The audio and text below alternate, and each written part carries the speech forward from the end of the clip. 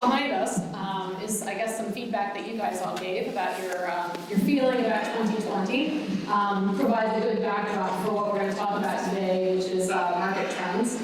So maybe I'll just kick it off by saying, and thanking Anna for introducing us. I've been with Shell now for about 18 months, and when I was preparing for this meeting, in addition to talking to Dan and Kenny on the phone, I also was reflecting on what's changed since I joined Shell, and quite a bit actually has changed, particularly when you look at the markets. We see a lot more activist investors out there. The energy transition and climate change has become a real hot topic, both I think for companies and for individual citizens. We've seen the trade wars, in fact an interesting development today, trade wars and trade being used as a political chip, if you will, in a much different way than I think it ever has before. When you look at energy, we've seen a lot of consolidation in shale. So for those of you that think my title of EVP of unconventionals is funny, it kind of is if you're not in the industry. It really is shale, oil and shale gas. We've seen a lot of consolidation there, and we've really seen, I think, the rise of sustainability and ESG as being something that's actually quite important for investors and hence for the boardroom. So maybe just picking up on one of those and starting with the topic of the energy transition and how companies are looking at that. Shell in particular is one of our three pillars, is thriving through the energy transition, which means how do we make money through this, not just sort of barely get through it. But I'm curious, maybe I'll start down with you, talking about the energy transition. What risks should be and are maybe being discussed in boardrooms today versus opportunities that may be presented to boards and companies today as you look at the energy transition? Risks and opportunities. I think energy transition, what's it mean? That's one of the topics, is how do we really think about this? What is ESG? What is sustainability? I think one of the challenges for all companies, but particularly as the companies get smaller, it's how you allocate resources to understand the issue. There's no question that investors are asking more about it, and saying I don't know is not a good answer. So I think one of the risks is just there aren't great metrics right now, and so being able to benchmark yourself is tough. I think the other challenge is the smaller you are, the harder it is what is your business going to look like in, it's not 2 years or 3 years. I think the market's afraid of something changing fast. I think it's a much slower change, but what do you look like in 10 years or 20 or certainly 50? And so I think that's, people are just now, in my opinion, just now really starting to grapple with how do we talk about it, but then more importantly, strategically, how do we think about it? I don't think there's a lot of answers yet, particularly the further you go down in size for these companies. Yeah. And Kenny, when you look at kind of any industry and you think about the topic of the energy transition, climate change, how does that factor into the way people are investing and looking at investments today? It has become a really hot topic as well in terms of investing. We've got a whole generation really behind us that's very, very concerned. ESG is at the top of their list, the way that they want to invest, how they invest. They do all kinds of research on companies to see how is Shell actually, where do they stand on this ESG scale, or Chevron, or McDonald's, or any listed company, or any company that they're looking to invest in. ESG seems to be at the top of the list in that generation. Now look, in our generation it might be as well. I think though, I think they have a different perspective just because where they are kind of in the life cycle, what they think, or where they feel it's going, right? And so from an investing point of view, certainly analysts and strategists are much more concerned about a company's ESG rating. Do they have an ESG rating? They need an ESG rating. How do you actually compare those metrics? Can you compare the metrics? Certainly, maybe within an industry you can, but across industries it might be more difficult. So from an investing point of view, I think that not only portfolio managers but asset managers, as well as the investor, is very, very concerned about the role that that's playing across all sectors. And in commentary, it's certainly reflected in comments that, you know, for 38 years I spent my time talking to institutional asset managers, hedge funds, mutual funds, pension funds, portfolio managers at all those places. And so today, you know, that conversation 5 years ago didn't exist. Right. Today, it's the conversation that everyone's having. Yeah, good. And maybe to bridge into that and move into the topic of energy, Kenny, it would be great to hear from your perspective what role energy, oil and gas stocks play in people's portfolios now, and is that different than, say, 5 or 10 years ago? Well, I think it is different, but I understand that the energy sector within the S&P now is a much smaller sector in terms of percentage-wise, right? And so therefore, that also plays, if you're an asset manager, a big, large asset manager, that percentage will play a role. But I think that, I think that based on my conversation with people, a lot of people in the industry that are looking now at energy that maybe 2 or 3 years ago were not paying too much attention to it because there were way too many concerns, are now seeing that it feels like it's bottoming. It feels like, you know, there is some light at the end of the tunnel. Now, that being said, I think the expectation in 2020 of some bankruptcies and some companies, you know, having a little time to debt and all that, but in that creates opportunity. And that's the opportunity where savvy asset managers that want to play now in the energy space are starting to really pay attention. Great, thanks. And Dan, do you want to add anything to that in terms of the landscape of energy markets and the shares that are out there right now? I think Kenny's perspective is useful because he's got a high level of thinking about across the whole marketplace. What I tell you generally is folks that have been involved in energy are scared to death, beaten up, exhausted, and are much more hesitant. So if you're a dedicated energy investor, or you have to allocate to energy, it's been hard to find places to make money.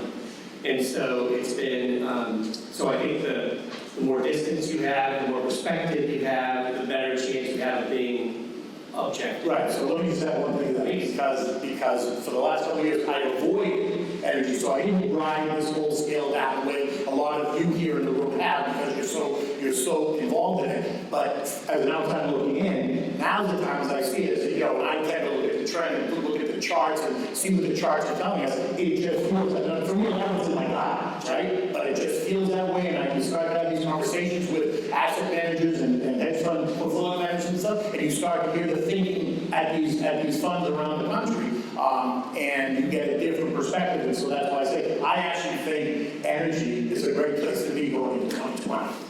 And I would say cyclically, what we've seen is we think back to 2014 as sort of the peak for recent oil prices. It was also the peak for capital raising, and so the amount of money that's come into the sector has been dwindling. So we're starting to see what I call the appropriate cyclical behavior. We're starting the industry of capital, whether it's IPOs, access to debt, reserve-backed lending is getting tougher, private equity is tighter, new fundraising is harder, and so while folks may be getting more interested, the actual amount of money that's being invested, you know, is going to be down year over year in 2020, it was down year over year in 2019, and that's the kind of cleanup activity you've got to have. And a lot's going to depend, I don't mean to interrupt you, jump in anytime you want. What's going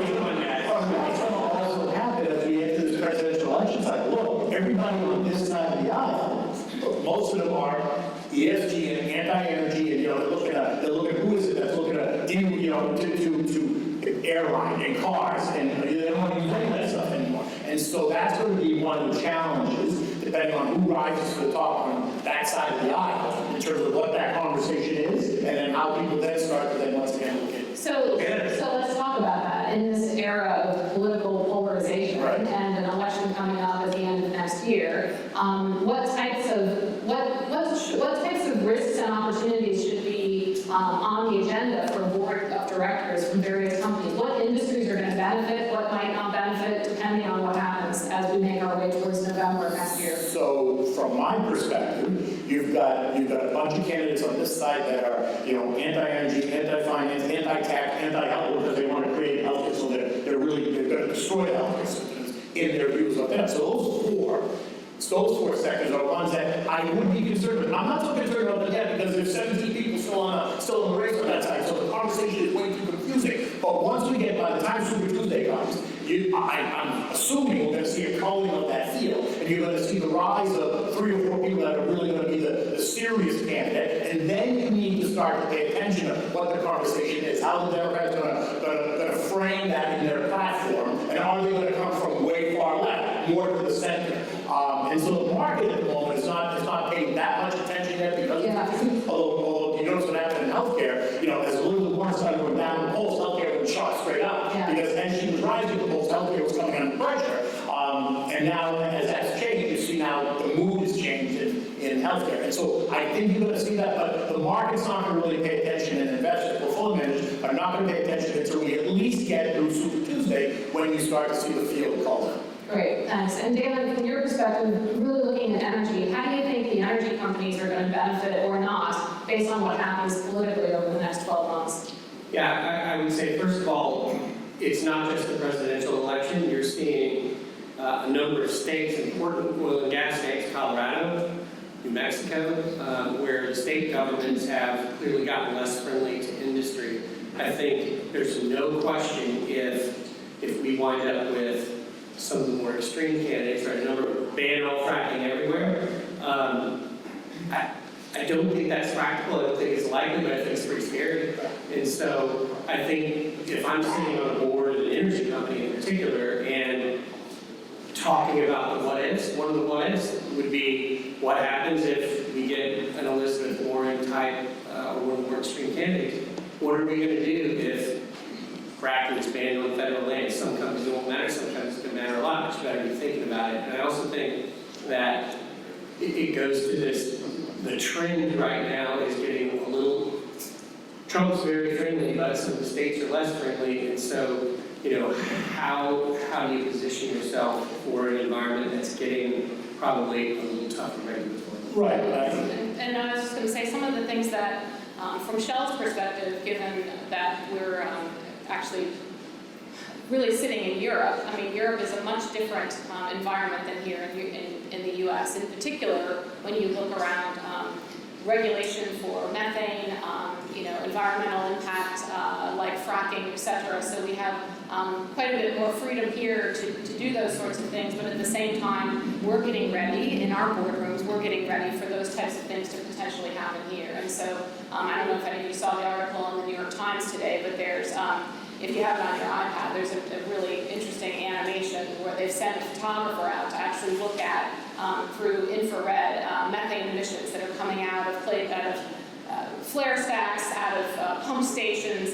They've got several different places, and in fact, the companies there believe there was nothing there. And so when shown the pictures, they were like, oh, maybe we need to go fix something. So, I mean, that is actually stuff that's happening now without regulations, but I think our industry, energy industry in particular, will be coming under more and more and more scrutiny. So we're getting ready for that now, because even if it doesn't come from an Elizabeth Warren, we believe it's going to come from AOC.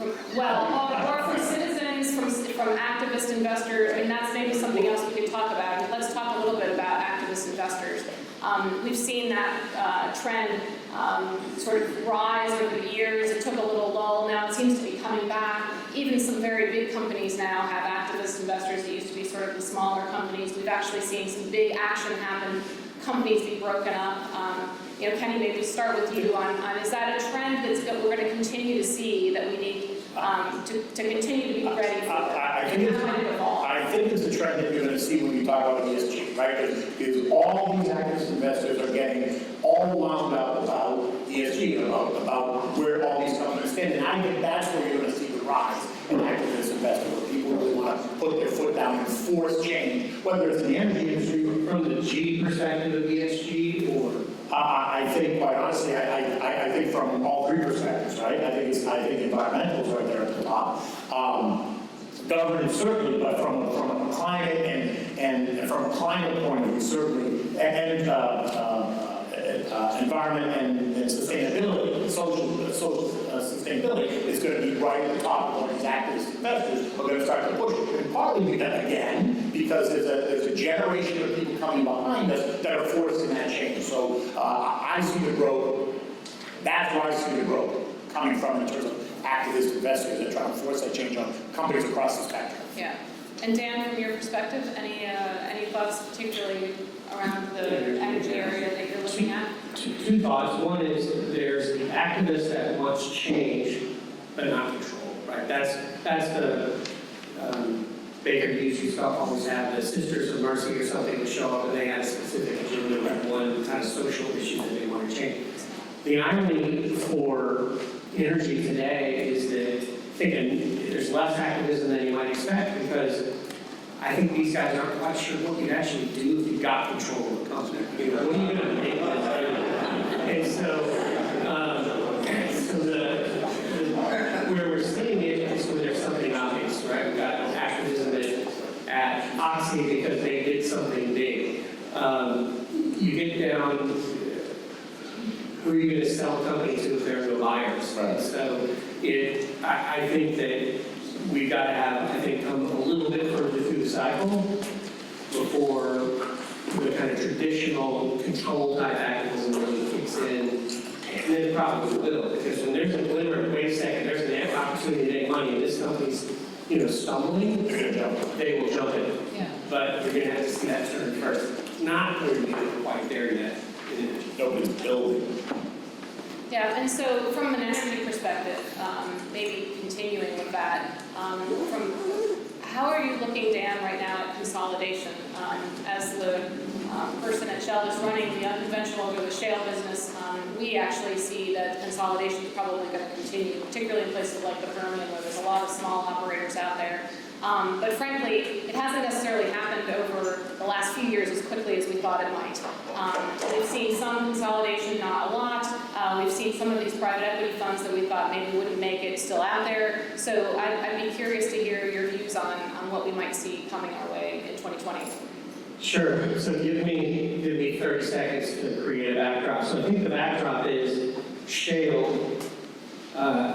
Remember, it happened after a 30-year decline in U.S. production. So this was a shrinking business from 1970 to 2003, and Barnett showed up, and then all of a sudden, the U.S. became a growth basin, and it kicked off this wave of Wild West activity. And the great thing about the United States, we've got mineral ownership by individuals, you've got a capital market, and so what happened was people said, holy cow, there's gold in their hills, and a gazillion people, many new companies formed, private equity jumped all over it, and that's what's supposed to happen, define the opportunity. So everybody went out and grabbed a piece of it. Problem is grabbing a piece, and then the second phase was flipping it to the guys who were slower. And the third phase is, holy cow, I can't flip it to anybody else, and now I own it, and there are too many companies, and we need scale, we need development that gets efficiencies, and so fewer companies would be better, but who wants to take a loss? And so you hold out and hope that maybe the commodity gets better. So I think, we had quiet consolidation. One of the challenges with consolidation in the publics has been that every buyer gets punished. If you pay a premium, you get punished. If you don't pay a premium, but you buy an asset that's not exactly what people expected, you get punished. If people thought you were going to be a seller and you were a buyer, you get punished. So it's made people afraid of being punished. So it's gone a little bit slower. But I think it feels inevitable. And I think private equity is going to wave a flag. And they're doing it right now. So on the private side, the larger PE firms are smushing companies together, smash heads, right? The InCap had, I think somebody said 17 companies in the Permian. There are going to be 3 or 4. So I think consolidation's happening. It's a little slower than you might expect because nobody wants to take a hit. And you get punished if you're doing it public to public. And the big guys, I think the Oxy deal kind of messed it up a little bit too, because here comes Chevron, takes out Anadarko. Well, wait a second, now somebody's going to come in and fight for it, and then you change the expectations. Well, if I'm going to sell it, I got to bring like Anadarko got, and said, I don't think that's true. So that's a long-winded way of saying we're going to see more of it. If we get another downtick in oil price, we'll see a lot of it because hope is getting squeezed out of the system, and if the commodity takes another downtick, there will not be an upcycle in sight, and therefore you've got to do something. So the question is the commodity going lower? Yeah, so can you tell us, Kenny?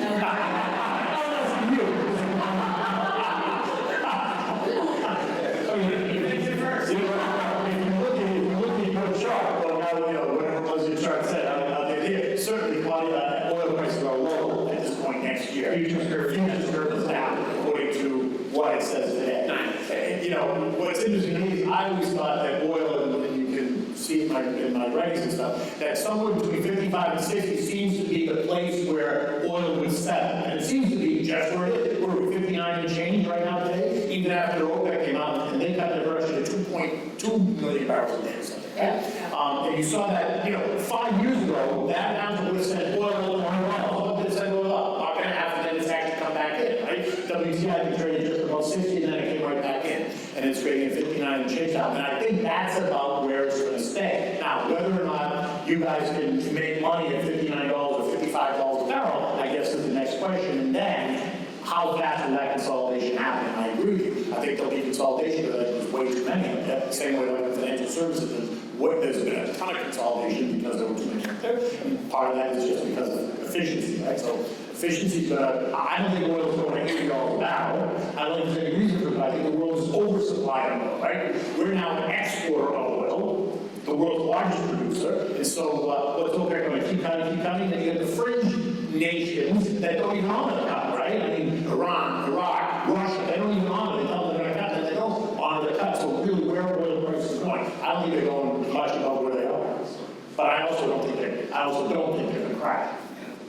So Gretchen, maybe from Shell's perspective, or your perspective of Shell's perspective, what's the answer to the question that's asked about consolidation? Yeah, I think I'm not going to predict the oil price, but I can tell you that we're definitely not planning for oil prices to do much more than they're doing today. And I do think that we believe that the industry will continue to consolidate. And everything you said about OPEC is true. I mean, OPEC really has a much lighter club than they used to have because of what's going on here in the US. I do also believe that shale has become a scale game, and the private equity companies that are out there actually are, as you say, getting squeezed, but also getting squeezed because so much of what you need to do is easier and cheaper to do at scale than it is as a very small player. And I think that's only going to continue to get worse. If we do look at tightening regulations, it's going to be more costly, and you're going to need to be able to do that in an efficient and scalable way. So that's where I would put it. And it's funny because that you could tell that same story in the financial services industry. It's the same thing in terms of scale and what technology has done, the efficiencies created, and then the pressure it's put on the industry. It's very much the same story. Yeah. Okay, now you answer it. I think the interesting thing about oil is that in the near term, we're oversupplied. And if OPEC's cutting, that is not a great environment for energy companies, even though OPEC's supported. I also think that the industry doesn't make enough money at these prices, and that also should tell you that this is probably not the sustainable long-term price. The challenge has been we've been able to add, particularly shale's been the problem. Why is shale the problem? Because everybody spent a bunch of money. Once that money was spent on acreage, then drilling the well does make money, but you can't buy acreage today and drill wells and make money at 50 or 55. So the half-cycle economics work, but the full-cycle economics don't. OPEC's cutting. Why would they cut if they felt like this was a great price? So bottom line is, I don't think anybody makes enough money at this price on a sustainable basis, but that doesn't mean to go up in the near term. And I would just round it out by saying that, one of the reasons why we're investing $2 to $3 billion in new energies and energy transition efficiencies, new energies, low carbon, no carbon offerings to our customers is because we believe that the oil and gas side of the business is going to continue to be a really tough side. Absolutely one that we want to play in. We think we're very good at it. We're making a lot of money at it. We're going to continue to do that. But we're also ready for that energy transition that I started out with. I mean, I think that's one of the reasons I joined Shell actually is because I think that is the future of energy is the changes that are happening now, and investment is needed to help us get there. So, I think that's right, but I also think, why did OPEC decide to cut? Are they also trying to support the price of oil so it doesn't go lower by cutting? Are they also coincidentally trying to even support their Saudi Aramco deal, which is the other day, and now it's traded up because I was on CBC Asia the other night, and they asked me whether or not the Aramco deal was going to set the price of oil up. Not at all. Iran said that it's not going to set the price of oil off. But it's coincidental that they came out and they announced this cut in the price of oil on the day before they're launching their IPO, which last 2 days they're like, it's living up for 2.5 days now. That's great. They sold 1% of the company. The float is really low, and they got every Saudi out there to put their money in it. So you can't sell anything, otherwise we're going to get you, right? So therefore, the price has to go up in the IPO. It's got nothing to do with the price of oil. okay, did you catch that? It has nothing to do with the price of oil. Yeah, I'm going to make one point about Aramco, which I think has some longer term implications, and I mentioned this to somebody out in the hall. If you think about, so I think the Aramco situation is really, really interesting because more than any public company, more than, they look, all they have is oil. And what are they trying to do? They're trying to start to sell the company so they can get off of all they have is oil. What are they going to do? Take the money and they're trying to Vision 2030, like Dubai. That's right. And so the other thing I think is you've got a ruler in Saudi who might be sitting there for 50 years, and so they actually have one of the best long-term outlooks for how this business is going to play out because that guy's responsible. He's going to oversee the whole thing. That's right. And transition everything. And so, that guy will be the CEO of Saudi Arabia much longer than any CEO of Exxon, Shell, Chevron, BP, etc. So I think watching what they're trying to do, it's telling you we better start to think about what's next. Well, certainly a very different risk profile if you're a board member of Saudi Aramco than if you're a board member of American or European company. Yes. Notice there was not a lot of U.S. interests, which is why they took the U.S. off the list of coming to I think it's mostly Saudi. But it's all, well, because it's Saudi, because the king of Muhammad, whatever his name is, called up every Saudi family, we're going to put money in now. And then So let me maybe shift gears a little bit and talk a little bit about trade. And the trade wars that have happened this year are uniquely different, I think, from what we've seen before, because trade has really been used much more as a political chip or even a weapon, you might say, in order to try to get certain things to happen. But of course, it has huge implications for industry. For example, from Shell, we're building a huge chemical plant outside of Pittsburgh, Pennsylvania. We're importing steel components from Mexico. All of a sudden, the Mexican trade caps came on, and we had to go into overdrive to figure out how we were going to continue to keep our project on schedule. And for those of you that are in industries where big projects are part of what you do, if you come off schedule, you really start to throw havoc into a big project. And so that's just something that we dealt with this year. Caused me to go to Washington to talk to people there. Really, caused a lot of extra work to try to keep that project on schedule, and that was one small thing. I'm curious to hear, though, your views, both of you, on the trade wars and how that might affect the markets, but also, thinking about the audience here, the board members, how boards should be thinking about that risk. Why don't you go first? Because I'll talk the rest of the time. When I see people nodding off. Yeah, right. So here's the deal. You hit the nail on the head. It's really been used as a weapon. But let's be serious. So the issue between U.S. and China trade was an agreement that was forged 30 plus years ago that at some point needed to be modernized. They needed to come back to the table because China today is not the China of 30 years ago. And so therefore, what Trump is doing in forcing this trade war, quite honestly, I think most people in this country would agree needs to happen. Now, listen, he's got his feet around. I think he's played hardball all the way, but then you see what happened today. Now, this is the fifth or sixth time we've got a deal in principle, and so the market wants to get rallies, and so we'll find out in a couple of days whether or not we really have a deal or we don't. But I think the announcement today, I do. This one, for some reason, I believe it. Again, I just feel got. But if they start to roll back, if they don't put the December 15 tariffs in place, which it doesn't sound like they're going to, and they're actually talking about rolling back some of the others, then I actually think this announcement today is real. And so that being said, I think that's helpful. Look, you had Tim Cook that went to the White House a month ago saying to him, you can't do this to us on December 15th because you're actually punishing a U.S. company, while Samsung, the North Korean company, is completely out of the loop on this, and so you're going to help Samsung, you're going to hurt Apple. And so therefore, I think that resonated with him. Yeah. And I think it needed to resonate with him a little bit, right? Yeah. And so I think that was part of, quite honestly, I think Tim Cook's presentation down there, the reality of what it would do to Apple, resonated with not only him, but Lighthizer and Stevie Mnuchin and even Cutler, right? But I think, listen, phase 2 and phase 3 are going to continue to cause volatility in the markets as we move forward. But a lot's going to depend on the rhetoric that comes out of what we heard today. What's the story tomorrow? What are really the details of it? What did we get? What didn't we get? What's China going to do? What tariffs are we rolling back? And that's going to tell the story about, kind of where the next 4 to 6 months are going to be as we negotiate phase 2 of this trade deal. All I would say is, I'm a big believer that markets agents false. No, they didn't. And you stopped. So, you find no, I didn't expect that.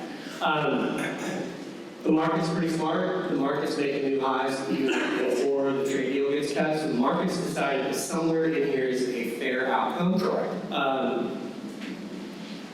And that's about all I can add to it. If I'm a director, I think the hard part is that this stuff is so kind of volatile, and it's not esoteric, but it's really hard to analyze. Yeah. And there's so many different voices on it that you kind of have to sort of see how it plays out and be prepared to buy and leave. But I don't know how you strategically plan, because I think it depends on what industry you're in. Yeah. If you're in energy, it's one strategy. If you're in healthcare, it's a different strategy. If you're in technology, it's a different strategy. So depending what board you're sitting on, the type of company you're sitting on, the answer to that question is going to be very different, right?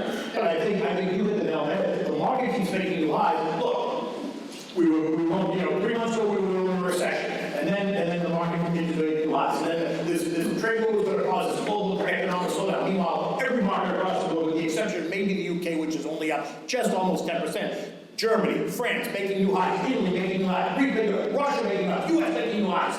All of this time when we were supposed to have this, it was going to destroy everything, and it hasn't. And so I think the market's telling you that it expects a fair deal. It wants a fair deal. Listen, it doesn't want it to drag on, but it wants to know that the U.S. is going to rewrite this trade agreement with China, which is a China of the 21st century and not a China of the 20th century.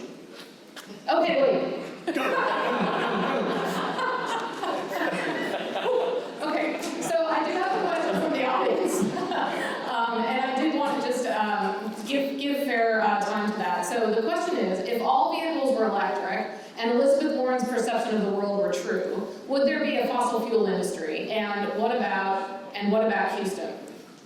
What about Houston if there weren't a fossil fuel industry? That's up to you. I'll start on that one. I think if all vehicles were electric, I'm not exactly sure I know what Elizabeth Warren's vision of the future is, but first of all vehicles today could be electric, but all that electricity a lot of it would be generated from fossil fuels, and frankly even coal in some places. So it would be impossible for that to happen, for electric vehicles to be 100% electric vehicles without fossil fuels and coal to still play a role. Now, very much see that transition happening and that it can happen fairly rapidly, that we can have a lot of conversion into electric vehicles by 2050, that we can have quite a few electric vehicles still. It won't be 100%. In particular, the things that I think often are forgotten is in urban areas, it's very easy to have a lot of electric vehicles because people aren't traveling very far. But when you look at the vast majority of the United States and a lot of other big countries, a lot of people have to drive very far for either their work or to commute. When you're out in rural areas, that's the way you get from one place to the other. And electric vehicles aren't prudent or practical for that right now. So, but very much I think Shell believes that electric vehicles will be, that conversion will continue to happen. It will probably continue to happen more and more rapidly as time goes on. which is why we're ready for that. And I think, I actually think Houston is preparing for that too. I sit on the Greater Houston Partnership, and I think there's quite a lot of thought going into how to make Houston an innovation hub, not just for oil and gas, but really for energy in general, which is, I think, exactly where we ought to be positioning the city for the long term, because we've got people here that know how to do that kind of stuff, whether it's fossil fuels or electricity or whatever. I think that's the role Houston should be playing in the country. But I think what's interesting about your very first comment was, cars can be electric all they want, but somebody's got to produce the electricity, and fossil fuel will do that, and somebody needs to educate this side of the aisle that that's the case. Yeah. Because otherwise they think these cars are going to drive themselves. I think you should educate. You would make a really good point about it. Yeah. Oh, good. Good, so some other questions. Do the countries across the globe have any option other than inflating their debt away? Kenny? I'm going to punt that one over to you. At the moment, that seems to be the way out, just because of the crisis took us, back in 2007 and 8, as we all lived through it, we really came to the edge. As much as anyone wants to believe it or not believe it, from the financial services point of view, the global financial system really came to the edge as a result of all the acronym products that really destroyed the world. It wasn't a U.S. equity problem. It was, the equity markets crashed around the world because you couldn't sell the other crap you should have sold, right? The stuff you bought, the CEOs and CDSs and ADS, and all that stuff that they bought, that was all peppered with all this crap, right? But it was great when the market's going up, it was patting themselves on the back, just like you said, I'm going to sell to you, you're going to sell to her, she's going to sell to him, until all of a sudden there's no one left to buy it. And then who do you sell it to? And what happened is, when that happened, and they couldn't sell that crap, what did they do? They had to sell it on equities. Why? Because you could. Because you can see GE or Shell or Chevron or ExxonMobil, there's a market there, there's a bid in the offer, I need the ratio, $100 million, bang, you hit the sell button, bang, it's done. In 10 seconds, you raise $100 million. You couldn't do it in those products. And so the stuff they should have sold, they couldn't have sold, and so they sold equities around the world, right? Brought the system to its knees, and when they let Lehman go under, Lehman's tentacles were so established around the world that it really brought, and certainly in Europe as well, hit Europe even harder than it hit us. It brought that system to a complete freeze, if you remember, right? Credit markets froze, and the equity markets came under tremendous pressure. And so the central bank in March of 2009, led by the U.S. and Glenn Bernanke, came to the rescue with quantitative easing 1 and then 2 and then infinity, and the ECB follows suit. And back in Japan, it's been almost 40 years that they've been in negative territory, right? So at the moment, I don't think there's any way to get out of this until they inflate it out of it. Yeah. Just because the world has changed. Again, technology's changed the world. And so the world today is different than the world of 30 or 20 years ago. So therefore, until we realize, or until the economy readjusts to this new normal, I think there's no other choice at the moment. I mean, I don't support it at all. I actually think that the Fed should stop lowering rates. And I'm hoping after yesterday they made that clear that they're not going to. Good, thanks, Kenny. Dan, what do you see as the biggest leadership challenge in the next 5 years from a board perspective? Biggest leadership challenge in the next 5 years. I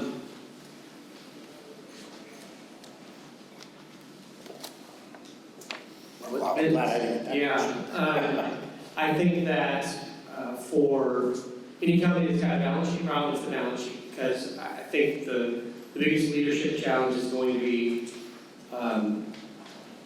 operating in an environment that may not change from here. And if you're stressed, how do you deal with that stress? I think if you think about running a company over the next 15 years, where are the people going to come from that decide they don't want to be in the energy business? It's not cool to be an oil and gas person. So I think that longer term kind of staffing issues are going to be important. The ESG thing, I don't think that's hard. I think it's just going to have to be something that gets addressed. And so I wouldn't put that as one of the top, 3 leadership challenges. So it's the balance sheet and an environment that may or may not improve. It's people. And then the third would probably be in a market that, how do you get relevant? How do you become relevant? How do you make sure that, I guess my view would be in a market that doesn't really care about energy these days, at some point they will. You better be at the top of the list of your peers, because folks are not going to go 5 companies deep to find that 6th great idea. They're going to put more money in their best 1 or 2 ideas. So if they want to own a mid-cap upstream company, you better be one of the best 1 or 2. So how do you make sure you are better than your peers? Because it's going to be a while before everybody wins. Yeah, and I would agree with that. I think that last point is really a good one. And thinking about it from a Shell perspective, I think the biggest challenge that we see right now is just this energy transition that's happening, and making sure that we are the winner on the other side of that. And I don't think that other side is happening anytime soon, but we are putting a lot of time and energy and frankly money into being the one that wins and really commercializes opportunities that the energy transition presents itself. But our strategy is actually quite a bit different in that arena from some of our key competitors. And it's frankly one of the first times in the 30 years I've been in this industry where you've seen some real differentiated strategic decisions being made. And I think that's one of the biggest boardroom challenges, leadership challenges, is leading through that. Really requires some different decision making than I think has been required over the last couple of decades, in my view. So we've got time for one more question. Okay, I just want to say one thing, because it's interesting as I hear the both of you talk about that, because after the crisis, after 2000, the same exact conversation was going on in financial services. And so the Goldman, JP Morgan, Citibank, Bank of America, Wells Fargo, they all spent crazy money and changed the direction of their businesses, what they were going, where they were focusing their monies and their interest, and it was all about technology, certainly. And they wiped out a bunch of kind of mid-tier brokers. And then what popped up were all these new fintech, very interesting, exciting fintech companies. And now what you see happening is that Goldman or First Boston or JP Morgan, they're cherry picking the best of those fintech companies. There's an oversupply of them. Some of them will fail for sure. But it's interesting to hear this conversation now, because I've lived through it over the last decade in the financial services industry. It's the same conversation about where to focus the efforts, and as a board member in a financial services firm, what to do in the middle of that crisis. Yeah, and probably similarly, I also think the energy or oil and gas industry is facing a whole lot of rapid changes that frankly we haven't faced before. And some of them have to do with the energy transition. Some of them have to do with the polarized political climate that we're seeing. Some of them have to do with the way the new generation of citizens of this country and other countries are viewing the role that they should play in terms of advocating for certain things, whether it's climate or energy efficiency or whatever. It's much less predictable than it used to be, I think, 10 years ago. And so predictability has gone way down, and in that case, your risks tend to generally go up when you have a less predictable environment. And I think technology has created that unpredictability because, again, I'll speak from financial services, the changes that it's made, you didn't envision them 5 years ago, and all of a sudden they're sitting on your doorstep, you go, oh my God. And the same thing, from what I hear, is happening, you expect it to happen certainly in energy. Yeah, good. So we have time for one more question, and this is another question from the audience. What is the one ESG metric that should be used to measure performance for companies in the following industries: oil and gas, energy, healthcare, financial services, technology? Is there is there sort of one total shareholder metric that should be looked at? Wow, that's a great question. I'll answer first, because I think the lack of an answer is the answer. Yeah. Meaning, the really hard part is that I think right now in the oil and gas space in particular, we don't know. We know what generically people talk about as ESG ranking issues, and a bunch of them don't apply in oil and gas, and the oil and gas business hasn't developed its own yet. And so I don't know the answer. We actually think that could be a business opportunity. We sit around and say, well, maybe we should be the guys who tell everybody what those. But I think it's different across industries. It can't be the same. Healthcare it can't be the same. Absolutely, I agree. Right. And all I'm saying from the energy perspective, I don't have an answer. Right. And I think it probably should be different across industries. Right. I've recently met with Shells, a group of Shells ESG investors, and they wanted to talk about methane emissions and greenhouse gases and the amount of money we're putting into new fuels and low carbon offerings, and that is, I think those are good metrics for them to ask us about, but it certainly wouldn't be the same metrics they would ask a healthcare Or technology, financial services company. Okay, so we've got, I just said that was the last question, but now this is the last question. Okay, so do we still need chemicals for housing, autos, computers, phones, clothing, shoes, etc.? What role does chemicals play in the market today? So I think that was easy, and I think it's actually a good, we started with ESG, we're about to end with ESG, but the issue is there are very few people. If you haven't seen it, go Google Greta Thunberg, UN address. She's walking the talk, right? So she came from Europe to the US on a sailboat. Times Person of the Year. Yeah, Times Person of the Year. Very few people can or will do that. And you cannot get away from all the stuff that uses hydrocarbon products. You can't get away in the short term. So the answer is chemicals? Heck yeah, chemicals matter. What are you going to do without them? Right. Yeah. And you might answer this question over the next 50 years, but you're not going to answer it over the next 5. And folks say you've got to start, fine, but you can't demonize, my opinion, this is my soapbox for the industry, don't demonize the guys that make your life a lot better. Right. And demand changes that aren't realistic. And so I think the industry gets it. It's in process. Sometimes industries don't change unless you push them. We're getting the push. Chemicals, they absolutely matter. Right, Yeah. but you're not going to change that. You're not going to change that in the next presidential election cycle, for sure.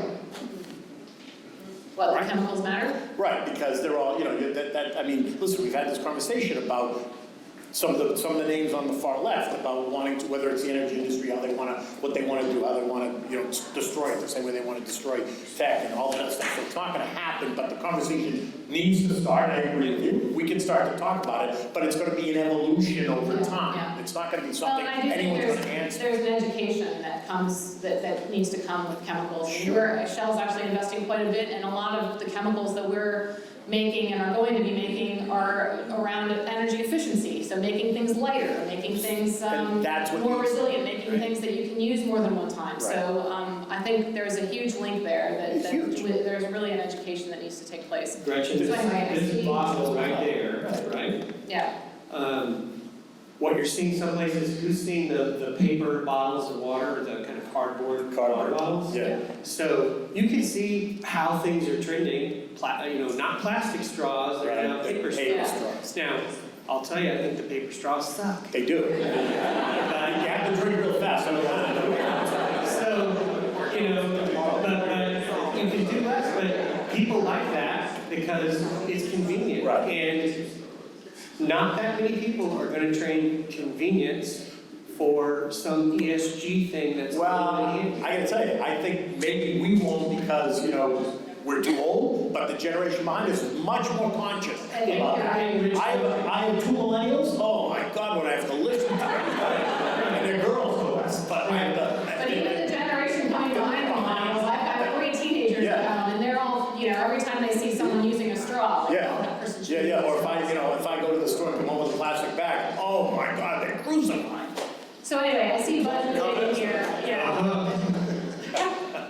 No, I was just going to wrap it up and say thank you very much. I mean, we tried to cover quite a bit of ground tonight on various risks and topics that you might hear in the boardrooms that you all sit in, or the companies that you all work in. And so thank you very much for having the 3 of us.